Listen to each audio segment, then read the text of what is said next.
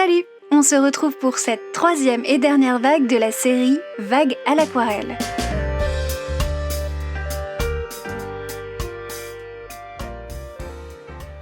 On commence par le dessin, qui va être très rapide, très simple.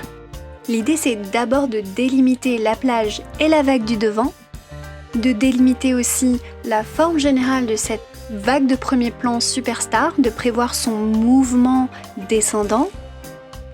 J'ajoute quelques touches de masking tape parce que là vraiment pour une vague un peu plus réaliste, ça va nous aider.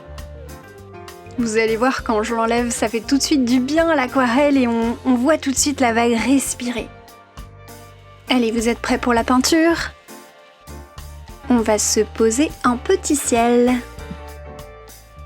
Je fais donc quelques mouvements horizontaux avec un jus coloré. Et je vais venir chercher quelques nuages avec un papier absorbant. Sans attendre que ce soit sec, je dessine une petite terre à l'horizon que je laisse fuser dans mon ciel. Si vous voulez faire pareil, ne prenez pas un pinceau et une couleur trop liquide, sinon ça va fuser vraiment trop dans le ciel. Pour commencer la mer, de longues touches horizontales d'un ultramarine. Je les fais directement sur le blanc du papier. Ça me permet de préserver quelques éclats blancs de lumière.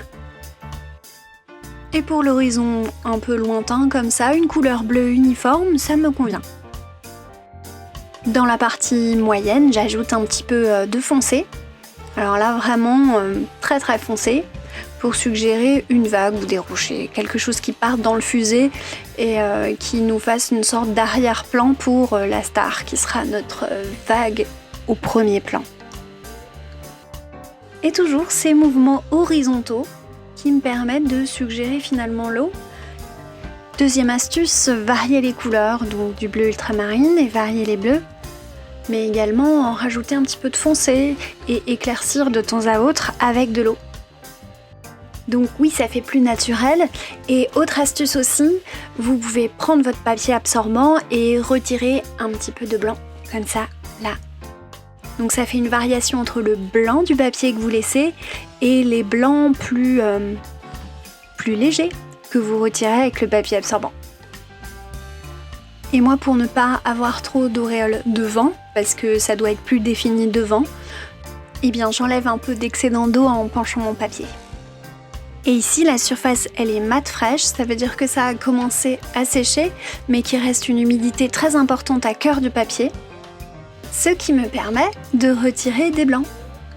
Je fais ça comme d'habitude avec une petite brosse synthétique qui me permet de venir retirer de la couleur qui ne s'était pas encore déposée dans les creux du papier.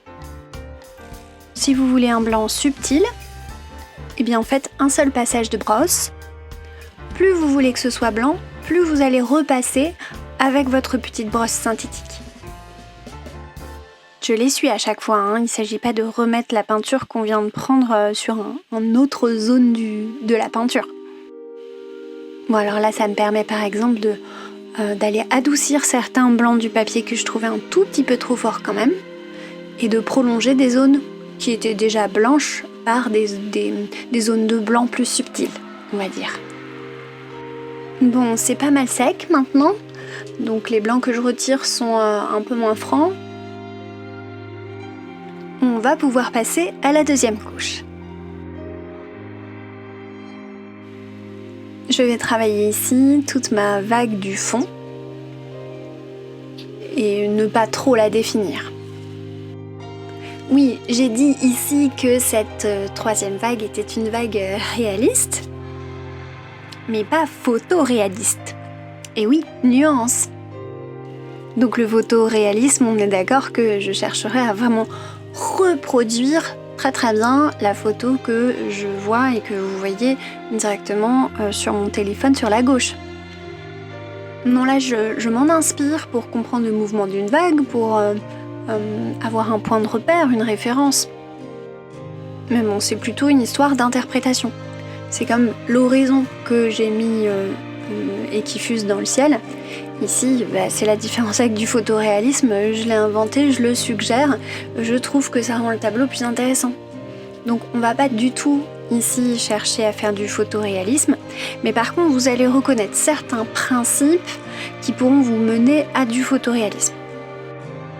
Par exemple, et surtout, en fait, la succession de couches.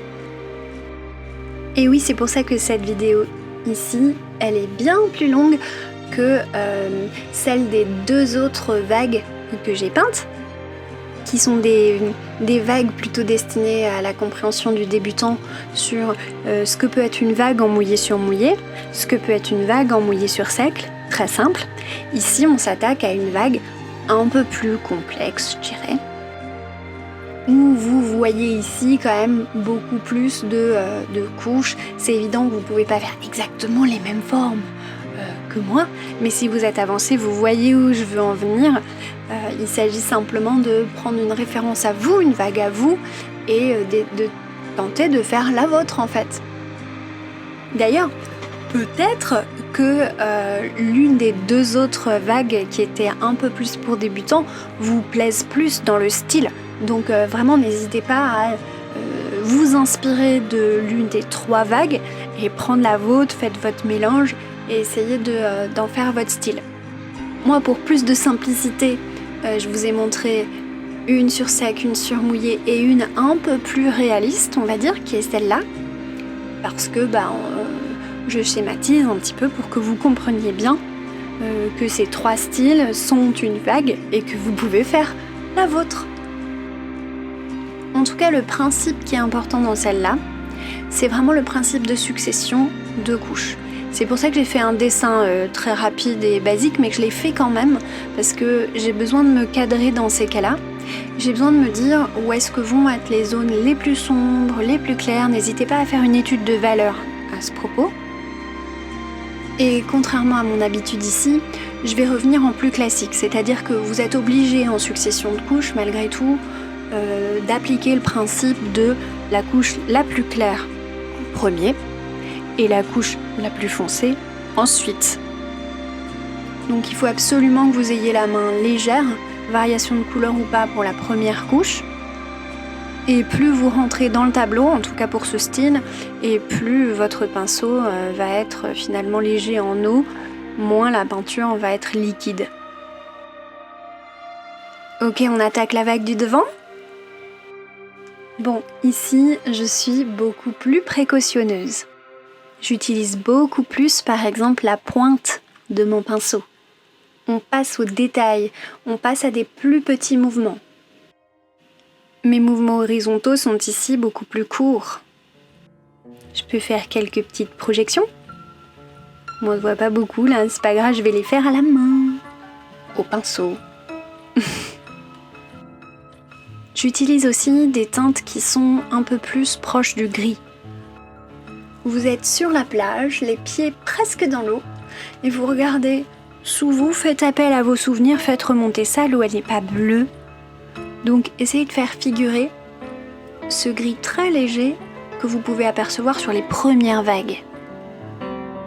Et évidemment, même si ça figure pas sur votre référence, laissez une part très belle au blanc malgré tout. Plus vous êtes proche et plus il doit y avoir de blanc. On est dans l'écume, mais on est aussi beaucoup plus dans la transparence devant, donc faites attention à ça. Je me permets ici quand même de rajouter un petit peu de foncé. J'aime bien mettre du contraste sur l'élément qui me semble important, qui est la vague, et donc le contraste avec le blanc sera très intéressant ici. En plus, il va pouvoir renforcer la forme de la vague, et il y a toujours une ombre qui est près du rouleau, en dessous. Si vous avez mis du masking tape comme moi, vous pouvez mettre un petit peu un jus gris coloré là à l'intérieur, puisque quand vous enlèverez le masking tape, ça fera des jolies gouttes de blanc qui suggéreront l'écume qui fait splonche dans la mer.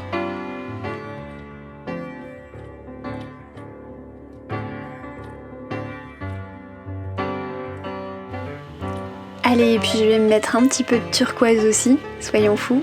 Un tout petit peu plus turquoise. C'est quand même joli ces nuances.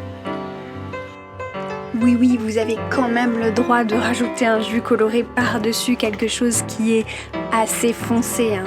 On va pas non plus s'interdire tout. Et vous voyez l'intérêt d'avoir ajouté du foncé, ça me permet de retirer des blancs bien nets. Et vous avez vu, ma brosse là, elle me permet aussi de flouter un petit peu. Pas que retirer du blanc, mais flouter un peu des zones qui me paraissaient trop définies. Alors encore une fois, moi je peux le faire. Pourquoi? Parce que j'ai un papier cellulose. Oui, les papiers magiques, ceux que tout le monde préfère, ceux que tout le monde adore, les Arches 100% coton. Et ben c'est super pour mettre plein de couches. C'est vraiment génial pour ajouter 150 couches différentes sur un même tableau. Parce que les différentes couches, elles sont vraiment bien incrustées dans le papier. Et donc c'est moins pratique pour retirer des blancs, par exemple. Elle est le sable. Alors la plage, évidemment, je veux pas qu'elle soit trop jaune. Donc je commence avec une couche de jaune de Naples. Et je vais aller rapidement dans le mouillé. Ajouter un petit peu de brun. Voilà. Comme là. Donc je le laisse s'étendre. Et une fois qu'il est bien étendu, avec une brosse à dents, je vais aller faire des splatchs, des éclaboussures. Et c'est tout. Je me complique pas plus la vie, j'en fais pas beaucoup, et je les laisse surtout se fondre et s'étendre dans le mouillé. Et maintenant, on retire le masking tape.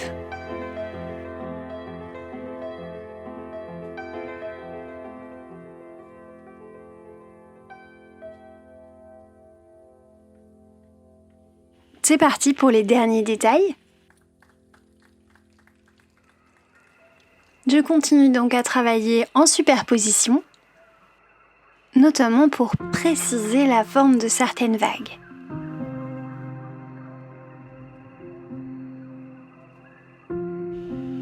Et comme j'ai ajouté des détails ici, vers le milieu, je vous ai dit, plus on est prêt, plus il y a de détails, et bien je vais devoir en rajouter également devant. Donc j'insiste un petit peu sous l'écume là, pour qu'on voit bien la démarcation entre écume et eau. Et je vais aller attaquer cette dernière couche, beaucoup plus détaillée.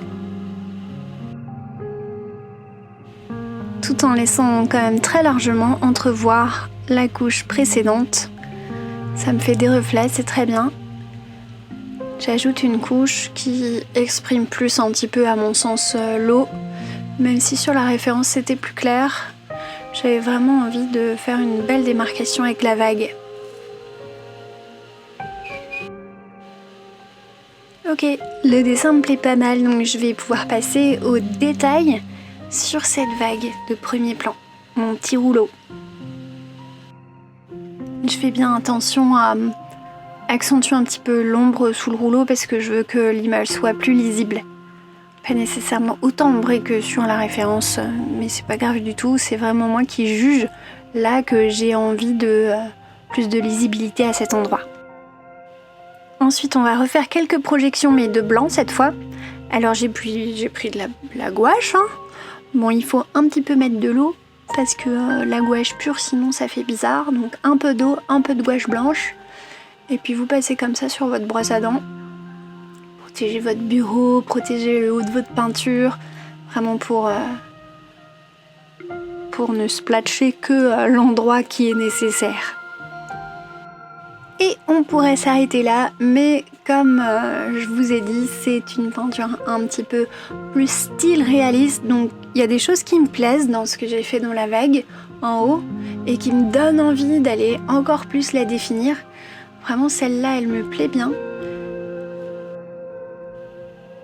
Donc le secret, là, c'est bien de découcher des couches, sans oublier de laisser du blanc, hein, parce que si vous faites des couches, et que vous oubliez de laisser de l'éclat, ça va plus ressembler à de l'eau. Et c'est bien aussi quand même de laisser des endroits un peu plus sombres, des endroits un peu plus clairs. Là, je l'ai peut-être pas assez fait. Avec le recul, j'aurais aimé faire un tout petit peu plus clair sur la gauche sous la deuxième vague. En tout cas, j'espère que la peinture que vous voyez là, elle va vous donner un petit peu envie, vous, d'en faire une, de trouver votre style, d'expérimenter, et que grâce à cette vidéo, vous avez pris de l'avance par l'observation sur la façon dont vous avez envie de peindre une vague finalement. Voilà, donc soyez bien en analyse, imaginez-vous la composition que vous auriez faite. Est-ce que vous auriez fait quelque chose de plus vertical, qui montre plus l'horizon? Bref, que ça vous serve à vous. Voilà, là vous voyez les 3 vagues que je vous ai faites. La première en mouillé sur sec, la seconde en dessous en mouillé sur mouillé, et cette dernière qu'on a fait ensemble, qui est la vague un petit peu plus réaliste, que j'aurais coupée à peu près là. Voilà, c'est la fin de la série des vagues à l'aquarelle. N'hésitez pas à me demander d'autres séries. J'ai déjà fait un œil, je peux faire une bouche par exemple, ou bien une fleur. Encore une fleur? Dites-moi dans les commentaires.